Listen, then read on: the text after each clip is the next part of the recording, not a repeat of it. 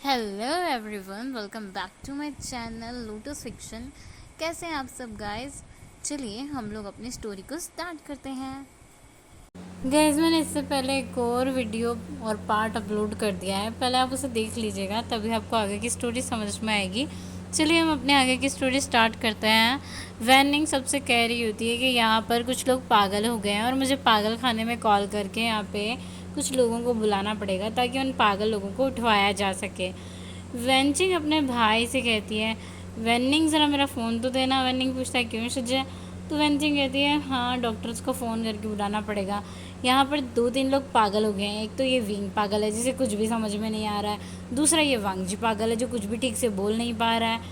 अब तुम दोनों डिसाइड कर लो, और हाँ, आप सब विंग को बता भी दीजिए कि आप लोग बोलना क्या चाहते हैं। विंग कितना कंफ्यूज हो रहा है। विंग भी ये देख रहा था और शुयांग वो भी हंस रहा था। आयुआन कहता है डडा, आप मम्मा से सॉरी बोलो, श्यान को बताओ आप सब कुछ। विंग कहते क्या? मैं मम्मा? मैं कब से मम्मा हो गया? और आयुआन वांगजी की तरफ देख के कहता है और हाँ, आप मम्मा को ऐसे घूर क्यों रहे थे? हाँ, जैसे देख रहे थे, मुझे तो ऐसा लग रहा था आप मेरे मम्मा को चिकन फ्राई समझ के खा जाओगे। वांगजी की पूरी नेक रेड हो गई थी और वांगजी शर्मा रहा था। अभी उसने अपनी गर्दन झुका ली थी और अपनी नेक को रब कर रहा था। सब लोग आयुआन की बात सुनने के बाद हंस रहे थे। सचैन भी हंस रहे थे और वांगजी से कह रहे थे, वांगजी तुम्हें क्या हुआ? शुयांग जो वांगजी को चिढ़ाने का मौका छोड़ना नहीं चाहता था, वो कह रहा था हाँ हाँ बताओ क्या हुआ तुम्हें? हाँ, हमें भी तो पता चले क्या हुआ है तुम्हें, इतने लाल लाल क्यों हो रहे हो? वांगजी भी शुयांग की ऐसी मस्ती को देखकर मस्ती के मूड में आ जाता है और स्माइल करते हुए कहता है, शुयांग, क्या तुझे अपनी जान की परवाह नहीं है मेरे यार? सोचना, कान के नीचे बच्चा डालूंगा, खर्चा पानी बंद कर डालूंगा और तेरे बाबू सोना जादू टोना को मैं भगा डालूंगा।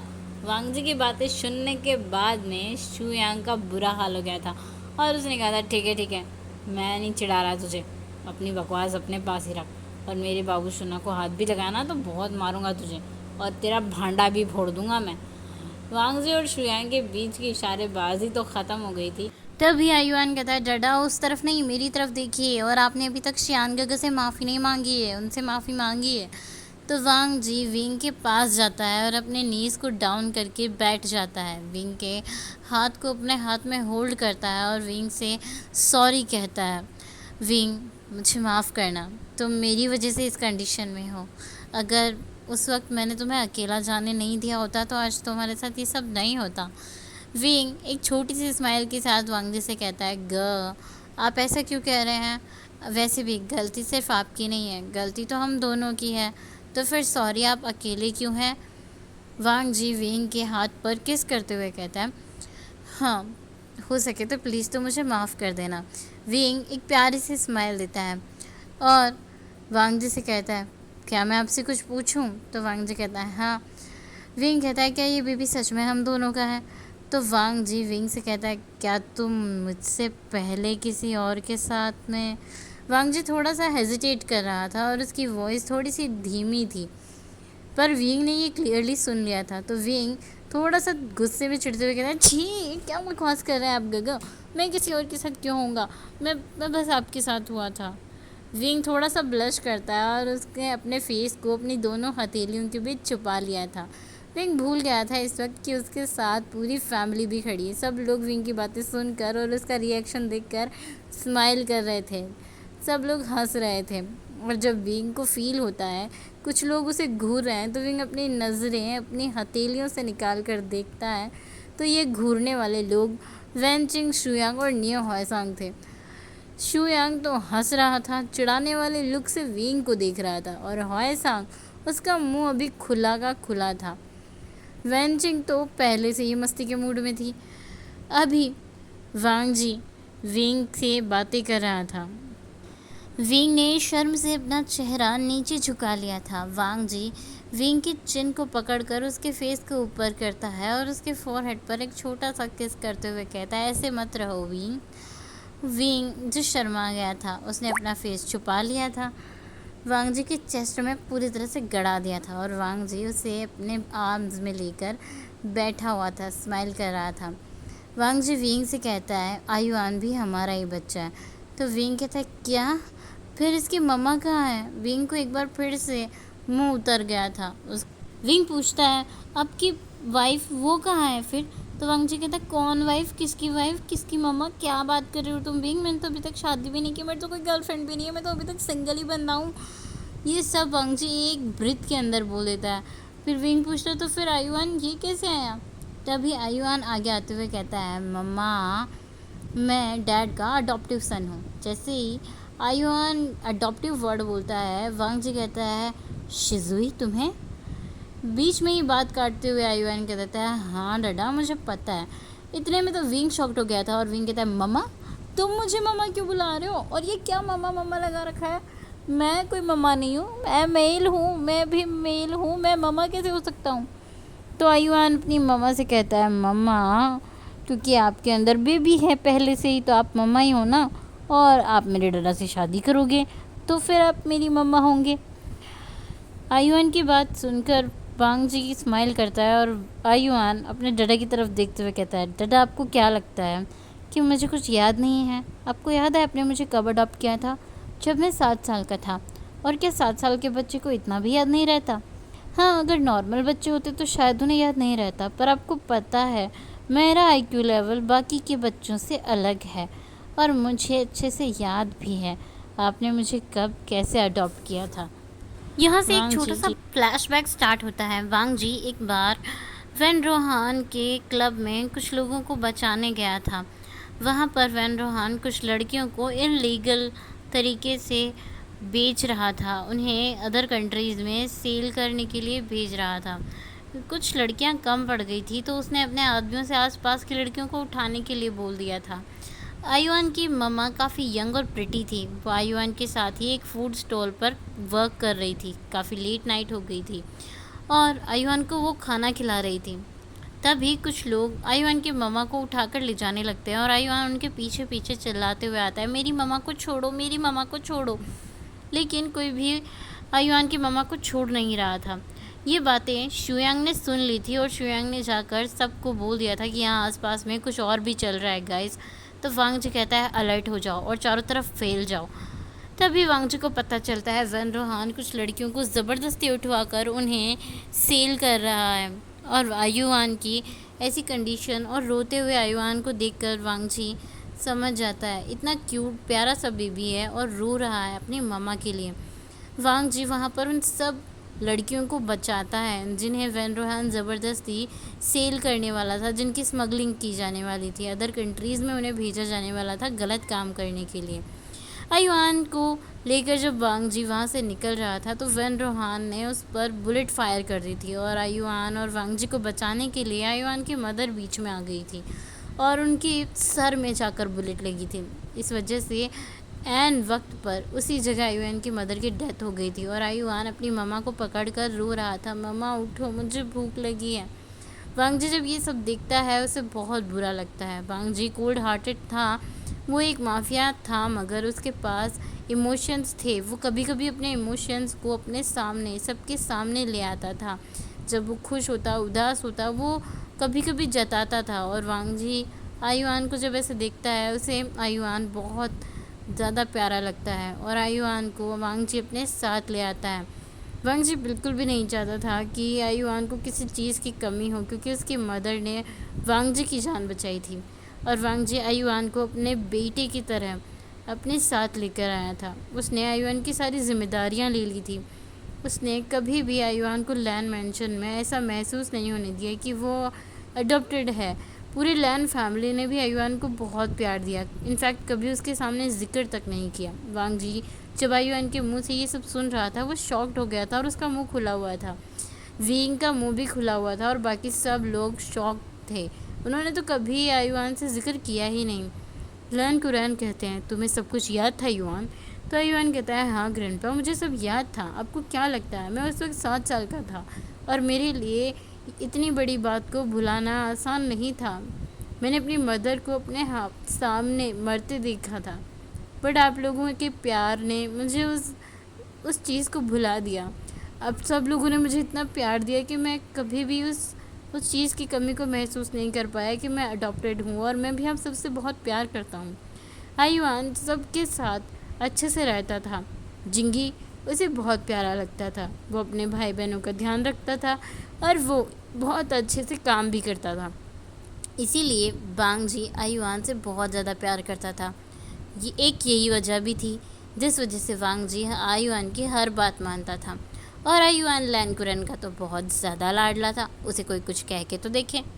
अभी विंग अपनी मदर से कहता है, मम्मा ये घर तो हमारा नहीं है, हमारा मेंशन ये तो नहीं था। तो कांग से सैंड्रन कहती है, हाँ ये हमारा घर नहीं है। तो लैनकुरैन भी बोलते हैं, क्या तुम अपने घर जाना चाहोगे विंग? तो विंग कहता है, हाँ अंकल मुझे अपने घर जाना है। तो अंकल विंग से कहते हैं, वी अभी नहीं बेटा, आशियन अभी तुम्हें ठीक होने की ज़रूरत है, अभी बहुत सारे काम भी बाकी हैं। तो विंग पूछता है, कैसे काम? लैनकुरैन कहते हैं, तुम्हें अभी जाने की ज़रूरत नहीं है, तुम बस रेस्ट करो, अपना ध्यान रखो। और वो वांग जी की तरफ देखते हैं तो वांग जी कहते हैं, हाँ अंकल मैं समझ गया। और आयुआन की तरफ देखते हैं तो आयुआन कहता है, हाँ हाँ मैं भी, मुझे समझ में आ गया, वैसे भी आप लोग कुछ नहीं करोगे, सब लोग बस मेरी हेल्प करोगे, दैट्स माई ऑर्डर। ये सुनने के बाद सब चुप हो जाते हैं। तो विंग कहता है, क्या ये क्या था? तो लैनकुरैन पूछते हैं, क्या? विंग कहता है, आयुआन ने कहा इट्स माई ऑर्डर, और आप सब लोग चुप हो गए, ये सब चल क्या रहा है? और ये युआन हमेशा माफियाओं जैसे ऑर्डर क्यों देता रहता है? विंग के मन में तो काफ़ी सारे सवाल थे, मगर उसके सवालों का जवाब कोई दे तब ना। कांगसा सैंड्रन युआन से कहती है, क्या तुम इस ओल्ड मैन को चुप करा सकते हो? वैसे गगा आप तो कभी चुप होते ही नहीं हो, लेकिन इसके सामने आप चुप क्यों हो जाते हो? युआन की तरफ देखकर कांगसा सैंड्रन कहती है, अगर तुम इस ओल्ड मैन को चुप करा सकते हो ना, तो हम दोनों फ्रेंड बन जाते हैं और हम दोनों मिलकर ना सबको परेशान करेंगे, सबकी बोलती अमन करेंगे। युआन अपनी ग्रैंडमा से हैंड शेक करते हुए कहता है, डन। और दोनों टीम बन जाते हैं। सब लोग देखकर शॉक्ड हो गए थे कि विंग की मम्मा है, इनकी इतनी एज है, ये ग्रैंडमा बन चुकी है और अभी ये सबको परेशान करने की बात कर रही है। यहाँ पे यान ली विंग को इतना खुश देखकर बहुत खुश हो रही थी, और लैनकुरैन अपनी बहन को खुश देखकर खुश हो रहे थे। वो खुद से कह रहे थे, मैंने बहुत सालों इंतज़ार किया है तुम्हारे ठीक होने का और तुम्हारे फेस पर ये खुशी देखने का। रहा सवाल चियांग्स और वैंस का, तो उन्हें तो मैं बिल्कुल भी नहीं छोड़ूंगा। उन्होंने मेरे बच्चे की लाइफ ख़राब कर दी, मेरी बहन से उसकी सारी खुशियाँ छीन ली। उन लोगों की लाइफ को तो मैं हेल बना दूंगा। लैनकुरैन युआन की तरफ दिखकर कुछ इशारा करते हैं और युआन उस इशारे को समझ जाता है। इसके बाद युआन सबको एक झटका देता है। वो शुयांग, निया होयसांग, वैनचिंग को अपनी टीम में लेता है और उनसे कहता है, आप तीनों वही करोगे जो मैं कहूँगा और आप तीनों मेरी तरफ आ जाओ। सब लोग बहुत खुश हो रहे थे और युआन अपने कुछ प्लानिंग्स बना रहा था। सब काम कंप्लीट होने के बाद युआन वांग जी की तरफ देखकर कहता है, डटा आपकी पनिशमेंट रेडी है? तो वांग जी और बाकी सब लोग शॉक्ड हो जाते हैं, और सब लोग नहीं, कुछ लोग जो वहाँ पर थे, विंग, कांगसा सैंड्रन, जो लोग नए नए आए थे, यान ली जिंदुशन, ये सब शॉक थे। युआन कहता है, डटा आज का लंच जिंगी बनाएगा। और सब लोग जिंगी का नाम सुनने के बाद तो ऐसे हो गए थे जैसे वो लोग हेल के डोर पर खड़े हुए हैं। सब लोग कहते हैं, जिंगी से प्लीज़, जिंगी से मत बनवाओ, हम लोगों ने क्या किया, पनिशमेंट देनी है अपने डाटा को दो, हम लोगों को मत दो यार, हम लोगों का लंच ख़राब मत करो। तो युआन सबको घूर कर देखते हुए कहता है, सब अपना अपना काम कीजिए, लंच तो जिंगी ही बनाएगा। युआन की इस पनिशमेंट के बाद वांग जी सच में बहुत ज़्यादा ही बुरे फेस के साथ युआन को देख रहा था, और शुयांग अपने दोस्त को देखकर हंस रहा था। उसकी हंसी देखकर वांग जी को गुस्सा आ रहा था। वांग जी का मन कर रहा था शुयांग की बत्ती सी तोड़ दे, लेकिन वो बत्ती सी तोड़ भी तो नहीं सकता था। युआन कहता है, डडा आपने अभी मामा को प्रपोज भी नहीं किया, आपने उनको ये भी नहीं बोला कि आप उनसे प्यार करते हो, उनसे शादी करना चाहते हो, ये सब आप कब करोगे? मुझे बहुत गुस्सा आ रहा है आपके ऊपर, जल्दी करो। मैं 5 तक काउंट करूँगा, अगर आपने नहीं किया तो आपका पनिशमेंट डबल। ये सुन के तो सब लोग शॉक्ड हो गए थे और वो युआन की तरफ देख रहे थे। वांग जी जो अपने ख्यालों में खो गया था, सबके दिमाग में एक ही बात चल रही थी, प्यार शादी, प्यार शादी। और वांग जी की तो शक्ल को देखकर ही पता चल रहा था कि उसके दिमाग में कौन सी खिचड़ी पक रही है। वो बहुत अजीब तरीके से मुस्कुरा रहा था और उसकी पूरी नेक रेड हो गई थी। युआन भी ये सब चीज़ें देख रहा था। युआन धीरे से अपने डैड के पास जाकर पूछता है, डैडा मेरी मम्मा कैसी दिख रही है? तो वांग जी कहते हैं, बहुत ब्यूटीफुल है। आयुआन कहता है क्या मेरे भाई बहन दिख रहे हैं? वांग जी कहता है हाँ। और फिर आयुआन पूछता है वो कैसे दिख रहे हैं? तो आयुआन कहता है बहुत क्यूट है।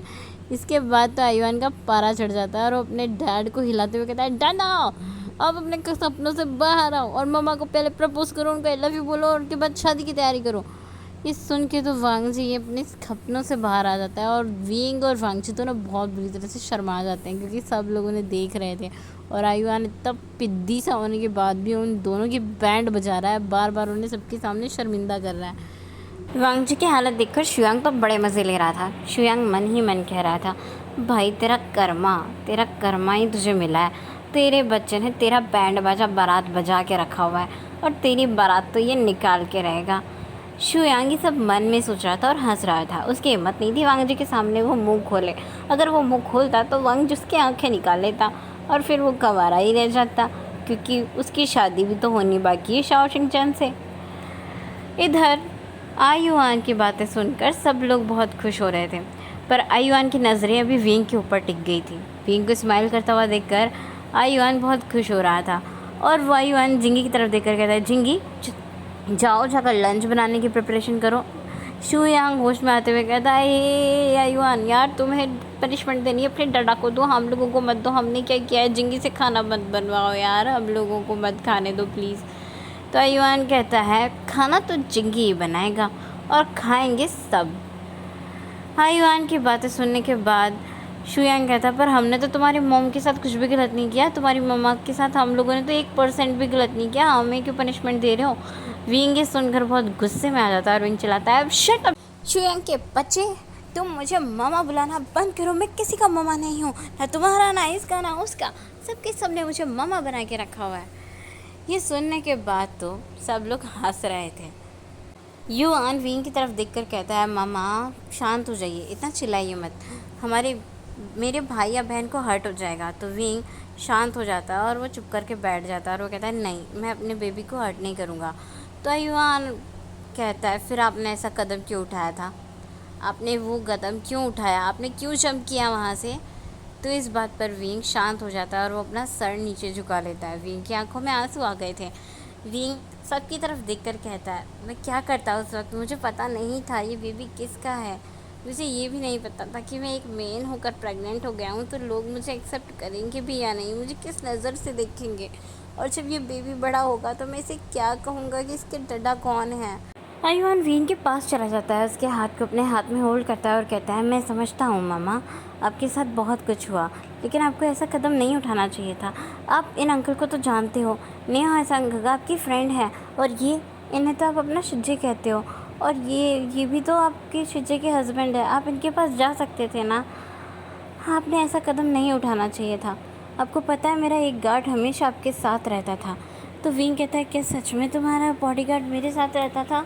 मुझे कभी कभी ऐसा लगता था कि कोई मुझे फॉलो कर रहा है सीक्रेटली। तो आयुआन कहता है हाँ, जब मैंने पहली बार आपको देखा था तभी मैंने सोच लिया था आप मेरी मम्मा बनोगे और तभी मैंने अपने गार्ड को आपके साथ छोड़ दिया था ताकि वो आपका ख्याल रख सके। और अगर उस टाइम पर वो मुझे कॉल करके नहीं बताता कि आपके साथ क्या हुआ है तो मुझे तो कभी पता ही नहीं चलता और मैं आपको बचा कैसे पाता। विंग फिर से अपना सर झुका लेता है पर आयुआन इस बार अपने मम्मा को हक करते हुए कहता है डोंट वरी, पर हाँ नेक्स्ट टाइम से ऐसा मत करना। और विंग कहता है मामा मुझे कहना बंद करो तुम, मुझे मामा सुनना अच्छा नहीं लगता। विंग सोच रहा था हाँ मेरे साथ क्या हो रहा है, ये बच्चा पहले इसने मुझे क्यूट और ब्यूटीफुल कहा और अब ये मुझे मम्मा कह रहा है, हद हो गई है। आयुआन तब तक बाहर की तरफ देखता है जहाँ जिंगी ने आवाज़ दे दी थी गगा। जिंगी कहता है लंच रेडी हो गया है, सब लोग लंच के लिए आ जाओ। सब लोगों के पसीने छूट रहे थे, दिल और दिमाग में घंटियाँ बज रही थी कि जिंगी के हाथ का खाना खा के सब लोगों का क्या हाल होगा, क्योंकि किसी को भी नहीं पता था कि जिंगी को खाना बनाना आता है या नहीं। किसी ने कभी जिंगी को किचन में एक गिलास पानी पीते हुए तक नहीं देखा था, वो हमेशा सर्वेंट से ही मांगता था। लेकिन जिंगी को खाना बनाना आता था क्योंकि जब सब लोग बाहर रहते थे तो आयुआन जिंगी को कुकिंग सिखाया करता था। अभी जिंगी ने खाना बनाया था और वांग जी के लिए अलग से खाना बनाया गया था जिसमें काफ़ी ज़्यादा स्पाइसी फूड था क्योंकि वांग जी स्पाइसी फूड नहीं खा सकता था। और दूसरी तरफ विंग के लिए बहुत लाइट फूड बना था क्योंकि मैंग्याओ ने जिंगी को हेल्प की थी खाना बनाने में। इधर जब सब लोग लंच करने बैठते हैं तो सब लोग लंच कर रहे थे, लेकिन वहाँ पर वांगजी अपने खाने को बस देख रहा था, क्योंकि उसे पता था ये खाना बहुत तीखा होगा और अगर उसने खाया तो वो मर जाएगा सच में। लेकिन आयुआन और सब लोग बस वांगजी का मुंह ताक रहे थे और हंस रहे थे। वांगजी उस खाने को खाता है। एक चम्मच खाते ही वांगजी को बहुत तीखा लगता है और वांगजी बड़ी मुश्किल से उस बॉल में रखा हुआ पॉरेज खा पाता है, जो बहुत तीखा बनाया गया था जिंगी ने। और युआन की तरफ देखकर वांगजी दांत पीस रहा था और कहता है, बहुत ज़्यादा तीखा है युआन। युआन तो बड़े मज़े से खाना खा रहा था और दूसरी तरफ विंग वो मुंह बना रहा था, क्योंकि उसे खाना फीका लग रहा था। वांगजी का स्पाइसी फूड देखकर विंग तो उठकर वांगजी के पास ही भाग गया था उसका खाना खाने।